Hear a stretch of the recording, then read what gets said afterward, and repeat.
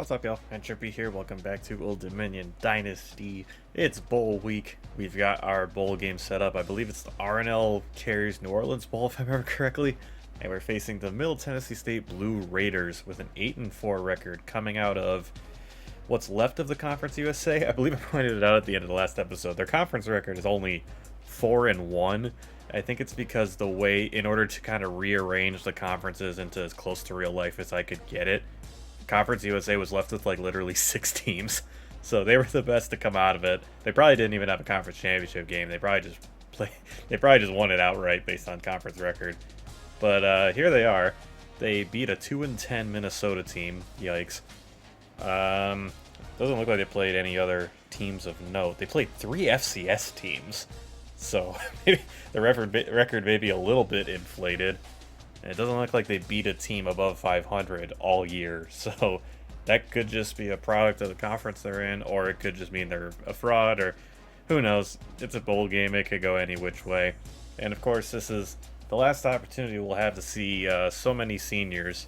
I can't think of them off the top of my head, but I know there's a lot of seniors on the team, as there always are, so it's the last time we're going to see a bunch of them, so hopefully we'll be able to go out on top. And keep our rank as well. Currently 18. I don't know how much further we would move up if we win, but I'd like to end the season ranked. It would feel nice. I did want to see what else is happening around the country with the bowl game schedule here. So here's ours. It looks like... I was going to say it looks like we're the first one, but I think they just put ours at the top. Let's see. Boise State hosting the famous Idaho Potato Bowl seems unfair, because that's literally played on their home field, if I remember correctly. Air Force is in the... Oh, they got the Barstool logo and everything. Wow, the Revamped team did a good job updating all this. I guess I never really noticed stuff like that before, but that's pretty sick. Hawaii in a bowl game against 7-5 Utah, who is ranked ahead of us in the rankings. That's kind of interesting. I guess I'm not going to question it, but I don't know how they're ranked at 7-5. Let's see what else. We got Central Michigan, the Quick Lane Bowl, hosting Arkansas. I go to the Quick Lane Bowl every year, and I can tell you that is a matchup I would be excited about seeing, for sure. Florida State at Purdue. Florida State ranked 14th at 8-4. Definitely seeing some Power 5 bias with the rankings, which is to be expected.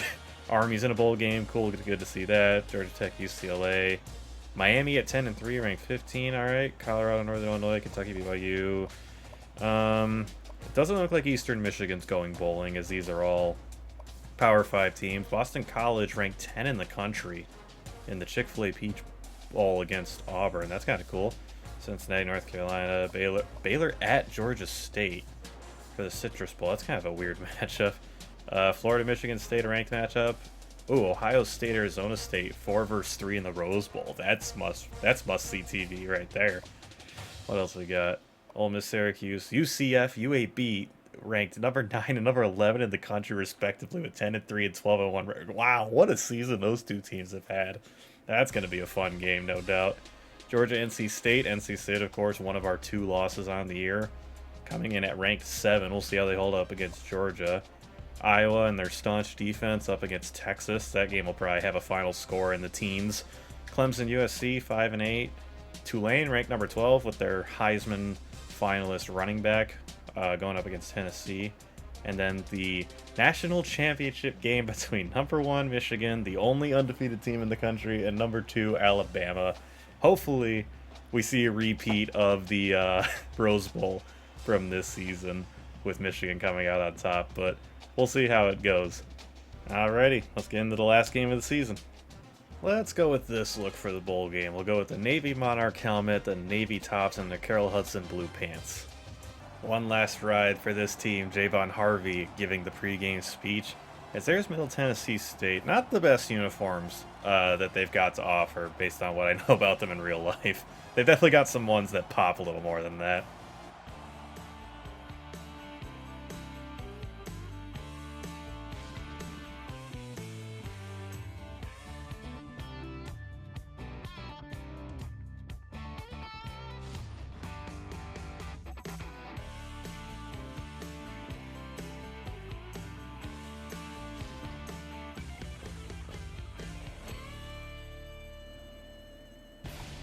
And here we are at the Caesars Superdome with the Old Dominion Monarchs, ranked 18th in the country, taking on the Middle Tennessee State Blue Raiders. I love those intro videos that they do before the games, and I especially love the ones for the bowl game, like that last shot of all the Monarchs jumping around on the field. It's just so cool. I love college football, man.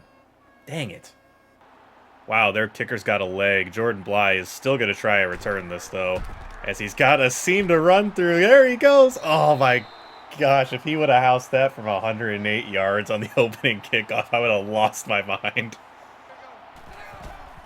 Blake Watson getting us started, makes a nice cut and gets the first down, 11 yards. Underneath to Jordan Bly, he's got it. Tried to turn it upfield, but his stuff, it's going to bring up 3rd and 2. Wolf on a little rollout. He's got Bly. Bly hangs on through the big hit. It's a 7-yard gain, and we've got a 3rd down conversion. Wolf off play action. Got Marshall on the out route. He's got the catch. Tries to cut inside. I tried to go back outside. Didn't work. But a 25-yard gain for the freshman John Marshall. Bly on the underneath route. He's got it. Oh, he breaks a tackle, fighting Jordan Bly, a touchdown on the first drive of the game, and an insane one at that, fighting through the tackles to score. He is not a big guy, but he powered through like he was way bigger than he is. My gosh, all this guy does, I say it every week, all he does is make plays, and he's got us on the board first here in the New Orleans Bowl. Middle Tennessee State coming out in a 4-wide set to start here. As Cunningham looks like he wants to take off, and Amari Morrison brings him down. Chase Cunningham sacked for a loss of 6 on their first play of the game. Nice play by Morrison. Quarterback draw play, and Marcus Haynes fighting through the block to bring him down in the backfield. And that's 2 huge plays by the D-line, and they're already looking at 3rd and 17. Cunningham drops back, looking, goes to the outside. He's got his receiver Chisholm, DJ E. Chisholm has a 12-yard catch, but he's not going to get the first down. I'm just going to assume that that guy's name is actually a lot longer and the game actually couldn't handle it, so the Revamped team just shortened it, because I can't imagine that's actually how his name is spelled. But 4th down, they're punting it away. Jordan Bly on the return, trying to get to the outside. Kind of fought off that tackle, but a return of 13 is nice. Watson getting the carry here. Cuts. Nice run. He gets 8 yards on first down. A little play action. Oh, I had triangle way earlier on. I didn't notice till it was too late. It's going to be 3rd and 2 as that falls incomplete. Kuntz in the flat. Oh, no, I don't think he got it. He's going to be brought down by a number of Blue Raiders, and yeah, he is going to be short. 4th and 1 at about midfield. What do we want to do? It's bowl season. Who cares? We are going for this. They look like they're ready for the inside run, but I've got faith in the O-line, and they make a huge difference on that play, pushing the defense back, and Blake Watson gets 5 for the fourth for the 4th down conversion, rather. Play action, looking, got Bly over the middle. The defender did not turn his head, and we've got the completion. A nice laser by Wolf to fit it between the defenders.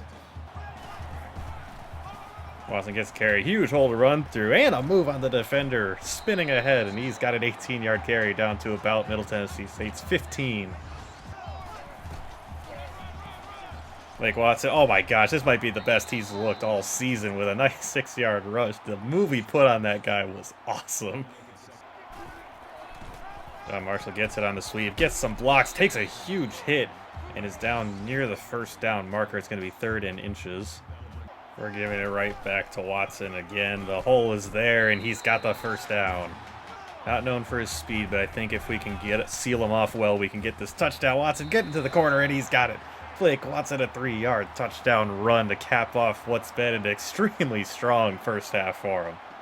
Safe to say the offense looks like they woke up ready to put a lot of points on the board today. Let's see if the defense can keep their momentum going as well. We've got a screen pass to Mobley, who I believe, Jayton Mobley, I believe he's a really big running back, so we're going to have to make sure we throw a lot of guys at him anytime he gets the ball in his hands. Little handoff up the middle, going nowhere. Larry Burke only getting 2 yards. It's going to bring up 3rd and long. Middle Tennessee State going 5 wide for this third down play. Cunningham looking deep. Hawkins nearly picked it off twice on the same play, but does get the deflection, and that's going to bring up 4th down. That was nearly a huge play for the Blue Raiders. Very glad Hawkins was there to stop it. Play action, looking. No one's really open. Flip it out to Livingston. He's got the first down. 14-yard reception for John Livingston. Jordan Bly, he's got it, and he's got the sideline. Jordan Bly all the way. 44-yard touchdown for Jordan Bly. His 2nd of the game. My gosh, the offense is just clicking. They are all in sync, all focused on making plays. Jordan Bly now with 2 huge touchdowns. Jason Parris knocks it through to make it 21-0. I'm starting to wonder if the team took this bowl game a little personally. I wonder if the locker room wanted a Power 5 opponent in the bowl game, and they took this as a little bit of a slight that the committee doesn't believe in them. If that's the case, they're showing them up now. Now up 3 scores. Middle Tennessee State, I think I just saw at the bottom as well, only has 5 yards of offense. So we came to play today. Middle Tennessee State's got to answer here soon. And off to Mobley up the middle. He's got a nice hole to run through. Broke a tackle, and he's off and running. Just as I was saying on the last drive, I think this guy's a big, powerful runner, if I'm remembering correctly from watching Middle Tennessee State in real life. And that run sure looks like it. Mobley on the counter run. Some good blocking up front. Trey Hawkins III gets burnt, and Solano rips Mobley down, but not before he gains 20. That's 2 big carries in a row. Oh my gosh, that pass was just outright dropped by the receiver. Oof. Oh, he's looking for the end zone. Lamarian James gets burnt, and Jalen Lane has Middle Tennessee State on the board here. And it's about to be a 21-7 ball game with this extra point.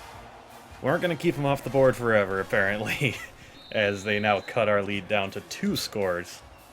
John Livingston in the game now in the backfield. He'll get his first carry of the game here and takes a huge hit, managing only 2.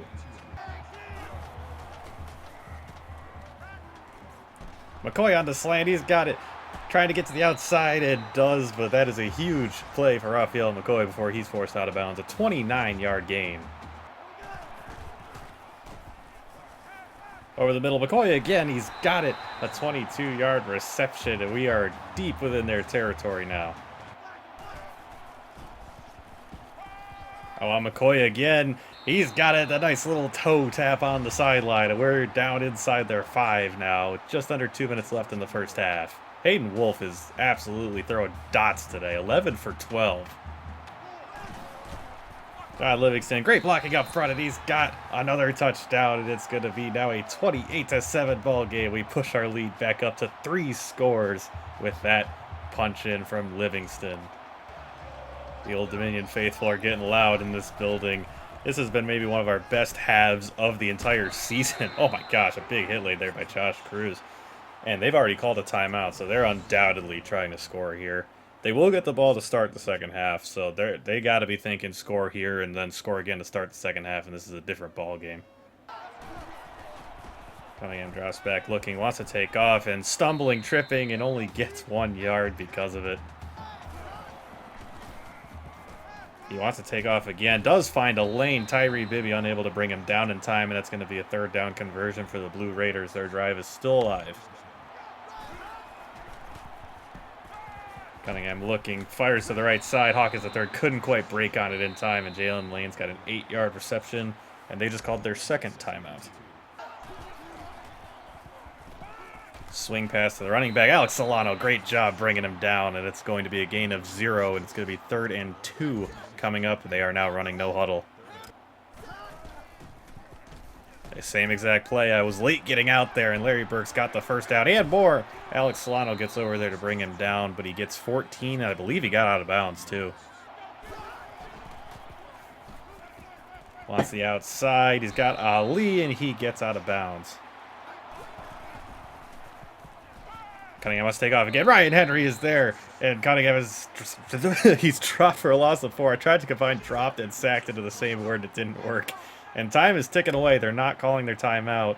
So they're calling no huddle as they are now at about 20 seconds left in the half. Cunningham wants to take off again. I completely blew that. Williams couldn't bring him down, and he slides down just shy of the 20-yard line. Only 15 seconds left here, and they're once again running no huddle.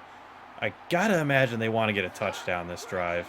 I don't think settling for a field goal will do them a whole lot of good, but if they just keep running quarterback draws, I mean, it's not going to work for them. They didn't call their timeout, weirdly enough, as Ostrander gets the sack, and now they are going to be kicking a field goal with 5 seconds left in the half. We'll see if their kicker can knock it through here. He does. A beautiful kick, might I add. And that makes it a 28-10 ball game. Still a 3-score game, so they really didn't make up much ground. The defense did a good job not allowing a touchdown. Really did some good damage control there. Screw it, we will just run out the half with Jordan Bly on the return. I mean, why not? He's been so dangerous all year. As he cuts to the left, that guy is incredibly fast, and he does take a big hit. A 33-yard return for Jordan Bly, and that is going to bring us to the end of the first half. What a showing for the Monarchs today. We've allowed, of course, the 1 touchdown and then the field goal on the last drive. But aside from that, the defense has been awesome. This may be the best our offense has looked all year. I mean, Middle Tennessee State looks like they don't have an answer. Everything we're doing right now is working. The run game's working, pass game's working, and we're just marching down the field on them. Hopefully we can keep that momentum going in the second half. Oh my gosh, I mean, there was instant pressure there on Cunningham. He just kind of flipped it in front of him. Yusuf Ali makes a great catch for a 6-yard gain. And off to Mobley, and oh my gosh, the fact that he got 5 yards out of that is just insane. And that's going to be a first down. Cunningham wants to take off, and he's got nowhere to go. Alonzo Ford Jr. and Tyree Bibby combined for the sack. It looks like Ford may be the one getting credit for it. He's dropped for a loss of 4. Oh, forgive me. That was actually Amari Morrison on the play, not Tyree Bibby. Cunningham wants to take off again, and my gosh, he's not been very effective as a runner for a guy that's taken off and ran so many times. 9 rushes for 3 yards. Granted, that does include sacks, so that's a little, it's selling him a little short. It's a draw play on 3rd and long. A bold play call. Mobley brought down for a loss of 1. Marcus Haynes in on the tackle. And that was a surprisingly conservative play call for a team that's currently down 18. And they're going to have to punt it. Lewis gets the carry on the first play of the drive. And it's going to be a 7-yard gain. Play action. Pressure gets in immediately. I couldn't even dream of getting the throw off. And it's going to be a loss of 7. 3rd and 10 now. Marshall down the seam. Is he going to get it? No. Llewellyn gets there for the interception. And he is putting together an insane return here. Hayden Wolf, of all people, finally brings him down. That is really unfortunate. Trey Llewellyn, the free safety, coming over to make the play. I thought I had Marshall over the top. I don't know if it was a bad throw or maybe he just wasn't as open as I thought. Middle Tennessee State now set up well within our territory. Hand off to Mobley up the middle, and he's got an 8-yard carry. Cunningham drops. Oh, I whiffed on the sack, and he's able to get the throw off. Alex Solano got in there immediately, and I just completely missed the quarterback somehow. And instead, they get a big gain, and they're now well within the red zone. Cunningham, oh, go figure, wants to take off again, but is sacked for a loss of 5. Amari Morrison, his 2nd of the day, gets credit for that one. Pushing the lineman right back into him. Cunningham throwing to the outside. Yusuf Ali, I feel like that guy only runs little out routes. I feel like all 4 of his receptions have been like on those little 5-yard outs. This is a huge play for both us and them as Cunningham throws it over to the right side, and a swarm of Monarchs come over to stop Isaiah Gathings from getting the first down. It's going to be 4th and 3. I'm interested to see what they do. Wow, they're settling for the field goal here.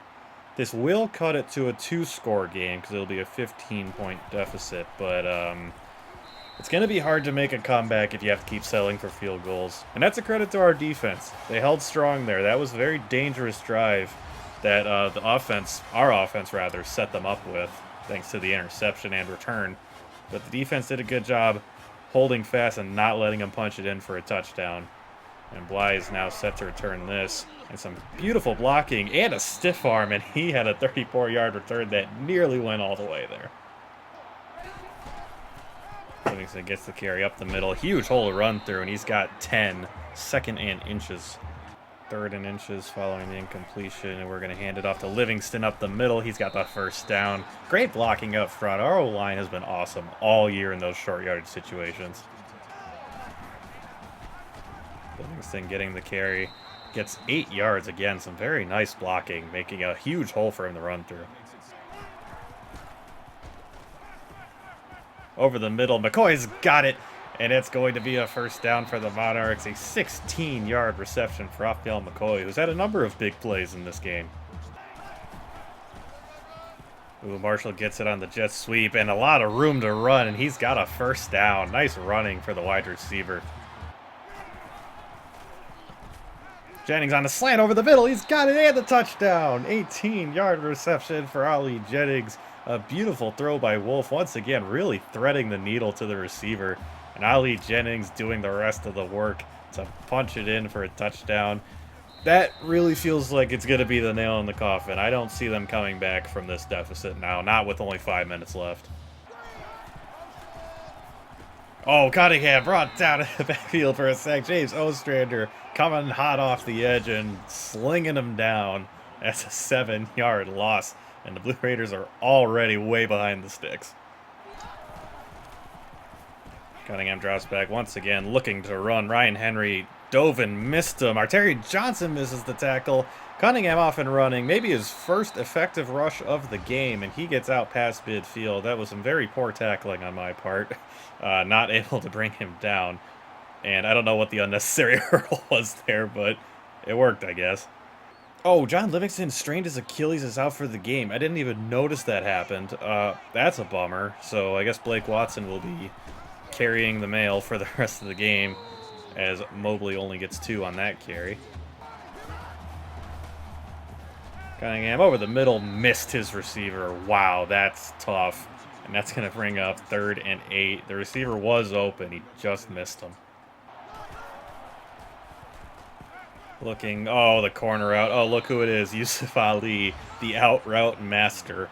All he does is run routes to the sideline, and Cunningham just continues to hit him, and that's a big 3rd down conversion. Cunningham wants to take off again. Stiff arms defenders off him, in the middle of the field is wide open. A 13-yard rush for the quarterback, and they are now down well within the red zone once again. Cunningham, oh, he wants to take off again. I can't believe it. And he's I don't know who number 52. Oh, Chaz Wallace is that guy. We haven't seen much of him. Our 3rd-string defensive tackle. And they're down inside the 1. This is turning into one of those, like, the Ohio State teams from like 6 years ago, with or whatever, however long ago, with the JT Barretts and Braxton Millers. They just drop back and run every play, and somehow it works. This is what this is turning into here. As James Bishop gets the touchdown, I believe that's a tight end, and Chase Cunningham, a remarkably efficient 14 for 17 on the game, leads the Blue Raiders on a touchdown drive here with just over 3 minutes left, and they're going for 2. Interesting. I don't know. I guess they're going to have to go for 2 eventually if they want to complete a comeback. And they're starting now. So Cunningham drops back, looks. Oh, Henry was in the throwing lane. I thought he was going to reach up for it. He really didn't make an effort. And Ryan Lawrence gets the 2-point conversion. They're now down 14. And are they going to onside it? I think they're going to onside it. They are going to onside it. So we've got the hands team out there. Let's see if we're able to recover this. And John Marshall makes the recovery, a 0-yard return, and we will be starting the drive just past midfield. Blake Watson in the game to replace the, sadly, the oft-injured John Livingston. Kind of an alarming trend with him. He's gotten hurt, I feel like, in almost half our games this year. But Watson has a nice first carry of the drive, getting close to the first down. Watson gets another carry and another nice run for 8 yards. They haven't started calling their timeouts yet, but I have to imagine that's coming soon. Oh my gosh. One of our linemen laid out the blitzing safety, but we were unable to make him pay as he gets stuffed at the line. Watson gets the carry, gets 4 yards. They finally call a timeout here. We don't play conservative here at Old Dominion. We're going to go for the first down here to really put this game away. If we don't get it, we don't get it. That's fine. We'll be able to kick a field goal. I want Marshall.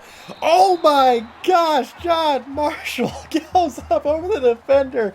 That might be the best catch we've seen in this series. Can I get a replay of that, please? John Marshall running the little corner. Hayden Wolf with a beautiful throw, and Marshall goes up and gets it over the defender and gets a foot down. Unbelievable catch from the true freshman. My gosh. That's got to really take the wind out of the sails of Middle Tennessee State and any momentum they hope to get from this drive as Blake Watson gets even closer to the goal line. Middle Tennessee State calls their final timeout.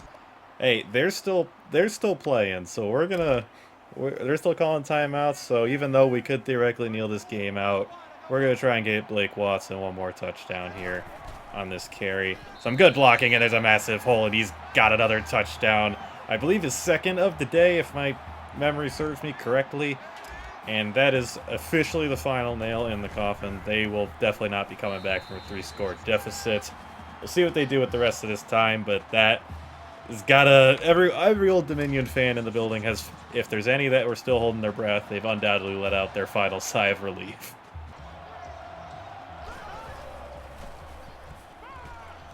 Cunningham just chucking it deep, and Davian Charity picks it off. And I don't know what happened on the tackle there, but we're not even giving them a chance. Davian Charity, a guy who played a lot for us last year, and then with Josh Cruz, I forgot his name for a second. With Josh Cruz coming in this year, he kind of was relegated to a 4th string corner. So he's taking it in stride, though, and here he is making the final interception of the R&L Carriers New Orleans Bowl.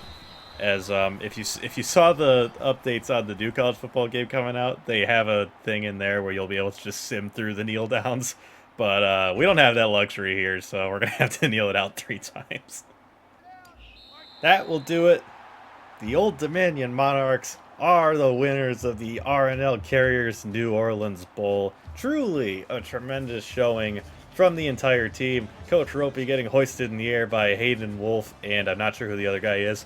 But hey, what a great win for this team. Jordan Bly making some huge plays in the receiving game. Hayden Wolf throwing dots all game aside from the 1 interception. And the defense coming up big in some kind of underrated scenarios, you could say. We had a big lead most of the game, but holding them to those field goals on their 2nd and 3rd scoring drives, that's massive. It's a big deal to keep touchdowns off the board. Even though the lead was super big, all it takes is a couple touchdowns and all of a sudden it's a different game. Hayden Wolf nominated as player of the game, saying what's up to the Old Dominion faithful. You love to see it. Gotta love the support from the fan base. And they will be celebrating through the night to cap off what's been a tremendous season for the Monarchs. Hayden Wolf, I mean, my word, what a game. 14 for 17, 82% completion, 246 yards, 3 touchdowns, the 1 interception being kind of the lone blemish on his stat line, if you will. And, of course, the 1 sack as well. But, my gosh, this was probably his best game as a Monarch throughout this entire series. Just throwing dots, rarely missing receivers, if at all. And just, what a performance. You love to see it. Been a while since I've been able to say this, but Blake Watson, our big performer on the ground today, 16 carries for 87 yards and 2 touchdowns. He was outstanding. I left him out there for a little longer than normal because obviously we've been playing Livingston more lately just to try and take advantage of his speed. But I left him out there a little bit more than normal. And then, of course, with Livingston getting hurt late in the game, he took over after that as well. But he was running extremely well, making guys miss, and just overall very strong performance for Blake Watson, who is a junior. I don't know how much he'll see the field, knowing we've got David Monroe coming in, but it's nice to know that we've got him in the wings in case something were to happen to him. John Livingston, as we just mentioned, did get hurt late in this game, an alarming trend. But 8 carries for 37 yards and a touchdown, a nice performance in his own right. Wasn't quite as dynamic even as Blake Watson today, which was a little surprising. Just couldn't really get anything going, but is what it is.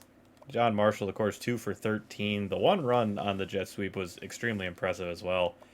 And then Hayden Wolf, 4 carries for 13 yards, and that is the 1 sack and the 3 kneel downs all combined. So that's really nothing to look at. We actually have co-leading receivers. Raphael McCoy, 4 for 86, and Jordan Bly, 5 for 86, and 2 touchdowns. I mean, all he does is make plays. I've said it a million times, and I'll continue to say it as long as he does it. What a performance for Jordan Bly. Both of his touchdowns being extremely impressive as well. The one where he fought off a would-be tackler and powered his way to the end zone, and then the other where he just ran away from the defense down the left sideline. I mean, what a performance. And Raphael McCoy as well. I mean, he didn't have any touchdowns, but he had some huge catches in this game. John Marshall, 2 for 41. Of course, the one maybe being the best catch we've seen in this entire series. I mean, going up and getting it over the defender and getting the foot down inbounds. He may have gotten 2 feet inbounds. I don't know. But what a ridiculous catch for a ridiculous player. John Marshall is going to be making plays for years at Old Dominion. Ollie Jennings, 1 catch for 18 yards. John Livingston, 1 catch for 14 yards. And Zach Kuntz, 1 catch for 1 yard. Amari Morrison, our leading tackler on the day. That might be the first time we've been able to say that. I mean, a nice performance for him, no doubt. Followed closely by James Ostrander and Alex Solano. We had a lot of TFLs, I know that. 2 for Amari Morrison, 2 for James Ostrander, 2 for Alonzo Ford Jr., 2 for Marcus Haynes, and 1 for Ryan Henry. We had 6 sacks in this game. Amari Morrison and James Ostrander each getting 2. I mean, Cunningham was extremely uncomfortable back there. He was like, as soon as like it took longer than 2 or 3 seconds for him to find a receiver, it seemed like he was trying to tuck it and evade pass rush and take off running. I mean, the pass rush just had him all sorts of messed up today. Ryan Henry getting a sack as well as Alonzo Ford Jr. Damian Charity, the 1 interception to officially put the game away on that last drive. The first play of their drive, I think, too, just not even giving them a chance. And then Trey Hawkins III had a deflection on a play where he nearly intercepted the ball twice. Would have been nice to see him come down with it, but whatever is what it is. I believe it led to them punting, so I ain't about to complain. Monarchs cruise. Old Dominion caps off successful season with bowl win. Really was a successful season. I mean, finishing at 12-2 is awesome, regardless of what level you play at. Even though we're at a group of 5 team, it's still awesome to finish the season 12-2. And presumably finish the season ranked as well. We'll see if we go up or down or whatever when we sim ahead here. But it was definitely a strong win. It says we cruised. It got a little sketchy towards the end when they put that touchdown and 2-point on the board. And had they been able to recover that onside kick, I mean, we would have been in a game we thought we would have never been in. But fortunately, we were able to get the onside kick, put another touchdown on the board, and seal it away. But definitely a very strong performance. I'm very proud of how the team played. Alright, we'll do some simming ahead. I think go to end of bowl season, end of season. Or, I can't remember. I always get confused on this. We'll sim ahead 1 or 2 times here before we wrap up. N7 Ropey is now level 15. I know exactly what we're doing with that coaching upgrade. Thanks to some incredible performances down the stretch where we racked up Coach XP, we will be putting this into Letter of Intent. We will now be fully armed and loaded for signing day. We will have an extra 5,000 recruiting points and a 20% chance you will steal a prospect from their top school. That's huge. I was hoping to just get 1 upgrade in that by the end of the season, and we got all 3 in there, so that's super hype. Oh, bummer. The Crimson Tide take home the national championship behind the arm of Bryce Young, I presume that is. Oh well, at least Michigan 1-1 in real life. And it looks like we're ending the year at 17 in the country. Super proud of this team. I mean, it's awesome to finish ranked at all, and to finish top 20 even within the rankings, that's a very strong showing, especially with our 12-2 record. We'll probably end the video here. There's a whole, if you advance the week, you can advance to end of season. I'm not sure if that'll kick us into the off season or not. I'm not trying to go that far. But that'll be for the next episode. If you're not familiar with it, that'll be the off-season episode will be the next episode, and it's a little different because there's no gameplay, of course, but it really kind of sets the ground for the next season. It establishes the foundation, if you will, because we say goodbye to all the seniors who are graduating and anyone who transfers out. I think last year we had like 5 guys transfer out, so that's a possibility. And if anyone wants to transfer in, we'll be able to invite them. They won't be immediately eligible, though, because this game was made long before that was like a regular thing. So it's just a fun thing, though, because we also wrap up our recruiting. We have signing day. We get to dump a bunch of points into all the guys we want to bring in. Then there's the training where all the guys that are on the team this year that are still here next year will upgrade and get better. And then, of course, there's the setting the schedule, ordering the depth chart, and setting our recruiting board for next season as well. So it's a fun episode, and I'm looking forward to doing it again, and I hope you all will enjoy watching it. But that's going to do it for us. Thank you guys for watching. Season 2 finished with a 12-2 record, ranked 17th in the country. It's awesome. It's been so much fun this series, and we've got a whole nother season ahead of us now. And we'll see how that goes. But that's going to be it for now. See you guys in the off season.